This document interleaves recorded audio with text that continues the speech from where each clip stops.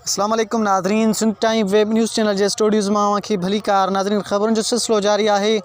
ख़बर शामिल कंदासीं चक मां, जिते चक ऐं उन जे मुख़्तलिफ़ ॻोठनि जी बिजली केतिरे अरसे खां हिन भलारे महीने में बि कटियल सेबको अमलदारनि खे रहम न आयो। ॻोठाणनि जो सेबको अमलदारनि ख़िलाफ़ एहतिजाजी मुज़ाहिरो। सेबको अमलदारनि ख़िलाफ़ सख़्तु नारेबाज़ी कई आहे। अहम ख़बर आहे नाज़रीन, अवां सां शेयर कयूं पिया चक मां, जिते मुख़्तलिफ़ ॻोठनि जी बिजली केतिरे ॾींहंनि खां कटियल आहे ऐं हिन भलारे महीने में बि सेबको अमलदारनि खे रहम न आयो।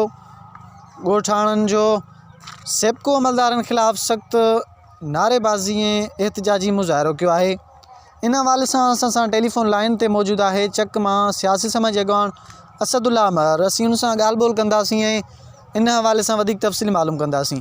जी असदुल्ला, छा तफ़सील आहिनि? सेबको पारां मुसलसल लोड शेडिंग जो मुज़ाहिरो कयो पियो वञे, छा चवणु चाहींदव?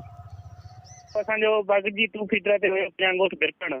हुन में हिन वक़्त ताईं साईं उन ईअं हुयो त उहो उन वक़्त जे MP हुयो असांजो मामो हुयो फैज़मान खान महर। उनजी कोशिशूं हुयूं। ॿियो हुयो GM वाबदा जो वज़ीर अली भयो साहब ऐं एक्सन हुयो असांजे ॻोठ जो इहो सूफ़ी साहब।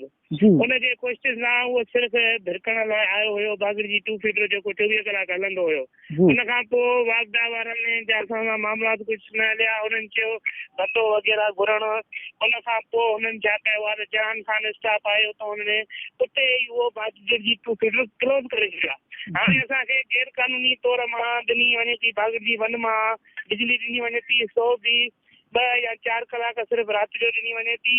ऐं असांजो जॾहिं असांजो बागजी 2 मां सेंक्शन थियल आहे, ॻोठ बागजी 2 मां बिल बि अचनि था बागजी 2 जे हवाले सां। असांजे ॻोठ में ABC केबल थियल आहे टोटल, ऐं असां वटि 100% पेमेंट आहे। अच्छा, तव्हांजो लोड शेडिंग जे हवाले सां सेबको जे अमलदारनि सां राब्तो थियो आहे या? साईं, वो सेबको लखीअ जे अमलदारनि सां राब्तो थियो आहे। SDO लखी आहे अब्दुल वहीद कुराई साहब, हुन सां राब्तो थियो। हो चए थो मां तव्हांखे बागजी 2 मां न ॾींदुमि, तव्हांखे जेको करिणो आहे, ऐं मां बागजी 2 मां न ॾींदुमि। हुनखे असल में छा आहे, असां वटि 100% पेमेंट। असां हुनखे नाजाइज़ जेके शयूं घुरे थो, असांखे भतो वग़ैरह ॾियो या जेका मंथली ॾियो, असां हुनखे कहिड़े हिसाब सां मंथली ॾियूं? हो मंथली जेके ॻोठ ॾियनि था उन्हनि ॻोठनि में न के बिल आहे, न ई बिलिंग आहे, कुझु बि कोन्हे, पेमेंट बि न आहे। पोइ बि हुननि खे 18 कलाक बिजली ॾिए थो, पर असांजी पेमेंट हुजण जे बावजूदि सिर्फ़ु असांखे भतो न ॾियण जे करे उहो असांखे बिजली नथो ॾिए। उन खां अलावा असांजी एक्सन शिकारपुर सां बि राब्तो थियो आहे। उहो बि चए थो त वहीद कुराई सही आहे। ऐं असांजो चीफ साहब सां मिलण जो प्रोग्राम आहे मंडे ते इंशाल्लाह। जी ठीकु आहे असद, वॾी महिरबानी।